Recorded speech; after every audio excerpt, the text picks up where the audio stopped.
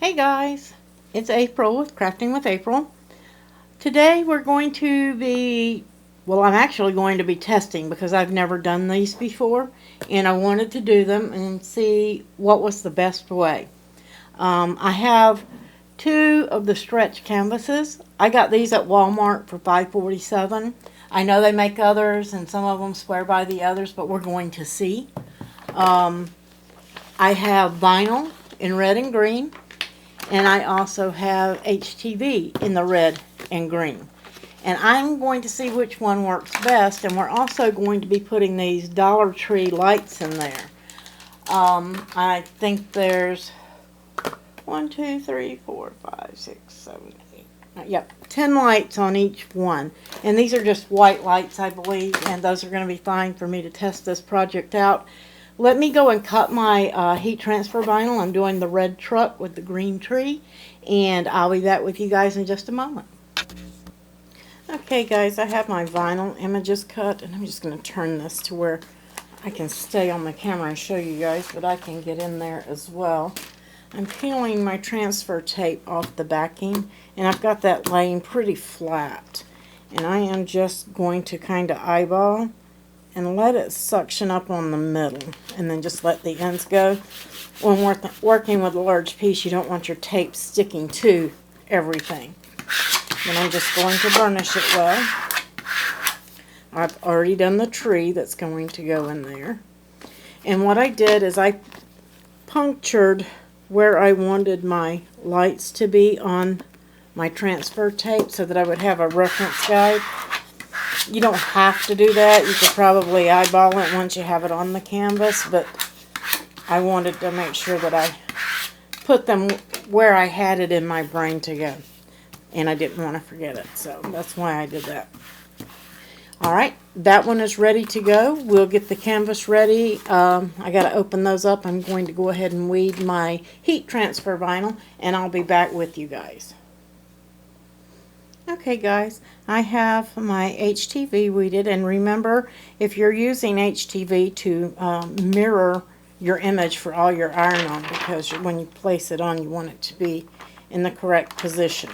So I've got that weeded and that is ready to go. So there was something else I was going to tell you guys. Oh yeah, I used the vinyl red and forest green from Oracle on my vinyl, simply because I'm out of the red and green in the Cricut. And this is Caesar HTV. It was just some leftovers that I had from previous projects. I cut these at 11 inches wide. I do not know where I got this specific red truck. I tried to trace it back to its origin, but it kept going to various groups and things of that nature, and on Google you can find it just about anywhere. But if you want an actual SVG file, Creative Fabrica has a red truck kit. It's not identical to this, but they have several different trucks in there. They have the presents that go in the back. I believe Font Bundles has one, and I could be wrong about that. And maybe even Loves SVG, but just search around. Just about everybody has a red truck file. I think the one from Creative Fabrica is a large file, has tons of different styles in it, different trees, everything, so you can make your own. And that kit, I'm sorry, I bumped my camera, is free. So you can go over there and get that from Creative Fabrica, and that way yours will be a little bit different from mine. And I just used the Magnolia Sky font on this and put that together. So you can add any saying or anything like that that you want. Just go ahead and get your file together, and I'm going to move on and start unwrapping those canvases, and we'll go from there. Okay guys, let's get started. I have unwrapped my canvas. I have my tools here. You don't want to try to put this on a canvas without supporting the back, because the back is hollow and you're just going to stretch the canvas. So what I did is I got some magazines, and I'm going to see if this works. You can use a book, and I just slid them off. I just got a stack and just slid them off until they caught on the edge, and that should give me a good base to press on while I do my canvas. I want to make sure I've got it in the area where I'm working and rubbing, and I've got a little play on each side, so that's good. Now we want to peel our backing away from the image,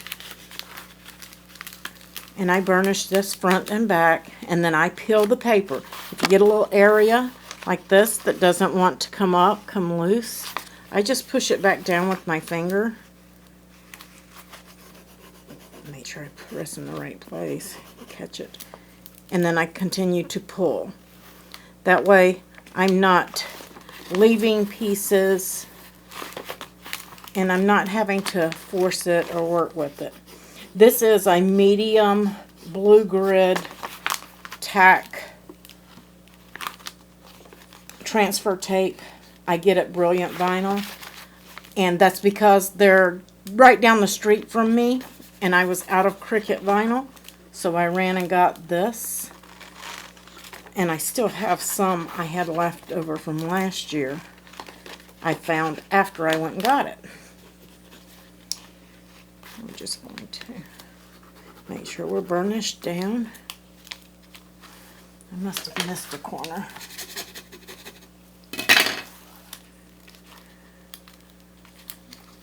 Just going to work with it. There we go.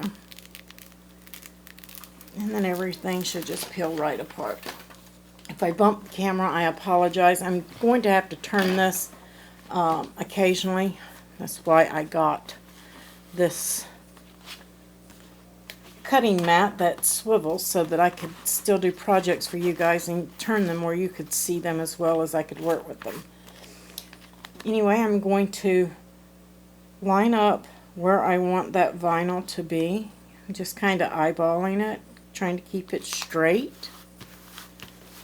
And then I'm going to press it down with my hands, rub, make sure I don't have a whole bunch of air bubbles or anything in there to hinder my transfer. And then I'm burnishing it. I'm burnishing this pretty hard against those magazines and the canvas here to make it stick. And these canvases, these particular ones are 11 by 14s. They're in different size, but they were already primed. So I was told you don't need to prime them if they're already primed. But that's why I'm testing these. We're going to find out. We're going to see if this is easy, if it's difficult. I see people posting it on the internet and saying that it works, so we're going to try. And my vinyl is not wanting to stick to it. So I'm going to try the next trick. I'm going to use a little bit of a heat hair dryer on there and kind of heat it just slightly and see if I can. Okay guys, I'm back. I tried heating this. I tried the tennis ball trick. I've burnished really hard from the front. I've burnished really hard from the back. And any project that I have to work this hard at to get the vinyl to stick, which it did right there on that small piece, I'm not recommending it. I don't like the results that are coming up. Even if I could get this to stick, I wouldn't recommend it. I mean, a little bit of heat, and this is going to come up. Vinyl isn't meant to be sealed. Anybody that tells you that to put decoupage over it has, I don't know. I'm not a fan of sealing vinyl. If you have to seal vinyl on there, it's the wrong application for vinyl. So with that being said, I'm going to set this to the side and forget about this one, and I'm going to move on to doing a heat transfer and see how that does. Okay guys, I have my heat press heating up. If you have an easy press, you could do that as well, but I have my magazines under there. I have removed my foam pad so that that canvas will fit under that platen, and I am waiting on it to heat up. It is not quite to temp yet, and it's still kind of low for my platen, so I'm going to have to pick it up. I'm at about 227. I have to get up to 305 because that is the temp for this easy wheat to set, and I'll be back with you guys. Okay guys, we're up to temp, and I've placed my Teflon sheet over that. And in case you're wondering, I did cut my carrier sheet so that it wasn't touching the red, so that I could do this all in one layer. You can do it all in 2 layers if you prefer, but I just went ahead and did that, so I only had to press once. So let's pull this over, and it kind of helps protect, that Teflon helps protect that canvas also. And I'm going to I'm not going to press it all the way down. It's on the magazines. And I'm just going to hold it for about 5 or 10 seconds because I didn't loosen everything up to give me a handle here. And that's a good 10 seconds. That's enough to peel if it's stuck. And let's see. My Y didn't get quite hot enough. It must not be touching the magazines well. But that's okay, we can press that down. So far that's sticking. I am going to push this up a little bit further on the platen and repress that to get those letters down good. Could actually turn it around if we need to get the pressure that I need. Because there's a small gap there, I'm guessing, between the magazines and the frame of the lettering, because my magazines were not quite wide enough. If your book fits in there perfectly, you're good to go. Just give that another quick little press. And what I mean by that is my magazine in there, if you notice I have that gap at the top, and that's where my letters were hitting. So I'm just going to flip it around and give it a quick couple second press. You put an extra one in there to get to those. Cover it. Just so I know my letters are on there. This is how easy it should be. If you have to fight with 651 and 631 vinyl like I was doing, I was wondering how some people were doing that on these textured canvases, then it is most definitely the wrong application for 651. You should never have to fight your vinyl like that. And this is stuck well. I'm impressed. I like it. Doesn't damage or burn the canvas. It's on there for good. You don't have to worry about it peeling up. You don't have to seal it. You shouldn't have to go through all that. Vinyl isn't meant to be sealed. So let me go back to the craft room and we'll get ready to put some lights in this. Okay guys, I'm back. I did manage to salvage that vinyl if I can find something to put that red truck on. So I'm happy about that. And on this one I had laid out where I wanted my lights to go, and of course it's mirrored, so I'm going to use that just to go by what I had, and I'm using my weeding tool and I'm just poking a small hole, just a small one, just to tell me where I want to go with my lights. I had another one there, and this is just a guide for me because I haven't done this before. I don't know how I'm putting the lights in. There may be better ways, and if there are, please, we'll find them. If you know of a way, please share. I had one here and one here, and then that's 1, 2, 3, 4, 5, 6, 7, 8, 9, and 10. That's 10 lights. That's what I have room for. And then, I bet the batteries in this are no good because they've been in there for 2 years probably. I use the lights for various different projects. I'm going to, what I'm going to do is see where that last, of course I'm going to put fresh batteries in there, but I want to see where that last light is going to come, which would be actually the first one, and it will reach. I apologize, I bumped the camera. It will reach when I tape this in down here to hold it, or hot glue it, however you want to do it. So that will work. Let me put some fresh batteries in these and I'll be right back with you. Okay guys, I'm back and my glue gun is heating up. I'm just using a low temp glue gun for this because I don't want to get too much on there. But I'm just basically going to glue that into place so that it will stay and won't flop around. You just want to hold it in good. You'll be able to remove it to pack it up and things like that. Then I've used a piece of Scotch tape, just regular Scotch tape, and I'm taping that wire there to take off a little bit of the stress of the weight of it. And I hope I don't bump the camera with my glue gun here, but I'm resting it down there where I can grab hold of it as I need to, so that I can stay on camera for you guys. Then I flipped it over, and the first place that I wanted my light, I took an X-Acto knife and I just punched a hole about 1/4 inch long. And then I am going to put that first light, if I can get it not to hang up on me there, the first light on the string, I am going to put it there. And I am going to put, if you have someone that has some of the braces, and you can get some of those little rubber bands for them, they're perfect for this because you can place it on the outside and that will give it a hold, and you won't need hot glue to hold that.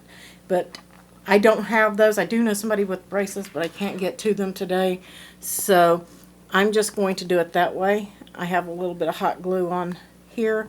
You want to make sure that you put your hot glue on the back or either on the front just to hold it. I really don't want it on my light. I don't want it to interfere with the glow, so I'm just going to peel that off. I may be off camera doing that, but I just got a dab of glue on that light when I pushed it through, so I'm going to take that off. And then I'm going to, I apologize, this is a big sign and I'm in a limited area here so that you guys can get this on camera. Let's see, that works. Take your X-Acto knife and get down here where you guys can see it, and I'm just going to press a small hole. It doesn't need to be big. Like I said, 1/4 inch. You want it to be as tight as possible. And then I am going to bring the next light up to that and kind of help push it through, just till it comes through like so. Then I'm going to go to the back, and again I'm just going to dab some hot glue around it. And I'm pretty sure that this hot glue will peel off, so if you want to remove the lights to store it, you can, or you can make it more permanent. Use a high temp glue. Just going to let that cool for a moment. Don't want any burnt fingers. I want the light to stay through. You might just want to hold it for a moment while it dries. I apologize if you hear a bunch of airplanes and zooming. That is the air show in town this week. And yeah, it's really loud. And I'm just doing this to hold these wires down so that when you hang it up or you place it on a table, we can even put a piece of paper on the back and glue it down to this frame so that you can hide all of the wires. You're just going to need to cut a hole for the switch or a piece of fabric. That would be great. I think I might serge a piece of fabric or turn it over, cut it with my Cricut maker, cut me a perfect square and just glue that down. Okay, that's had time to dry somewhat sufficiently. And it doesn't matter if it comes all the way through. It can be subtle, like this one is. It's still going to come on when you turn it on. It's still going to glow. Let me see if I can find the switch. You're still going to be able to see those when they come on. So let's finish putting these on, and I'll be back with you guys. Just a little tip, guys, that I'm finding out here where I have my holes. If I place my fingers on the other side of the hole and hold it where I'm pushing through. It does not stretch the canvas as bad, and not a chance of you poking your whole finger through, because you have something to press against it and hold it there while you're pushing that through. So just a little hint I wanted to add on while I'm doing the rest of these, and again, I'll be back. Okay guys, I finished putting in my lights and glued them to the back. I have not put a cover on the back of them yet, but I'm going to cover it with fabric, except right there around the area. I'm going to cut like a little horseshoe area there for my switch so that I can do it, and that way it will hide the lights, wires and stuff that are in the back. That way if you want to display it on a table, it will be pretty from both sides. But I'm not going to do that on film. You guys don't need to see all of that. But you could basically just fold a piece of fabric and staple it onto that frame with the staple gun and not have to do any sewing. Just leave an area, like I said, for that switch. And happy crafting. I hope you guys enjoyed this tutorial. Please give me a thumbs up. Subscribe to the YouTube channel. Come on over to the Facebook groups, Cricut Crafting and Cricut Maker Projects. We'd love to have you there. You guys have a wonderful day, and thanks for watching.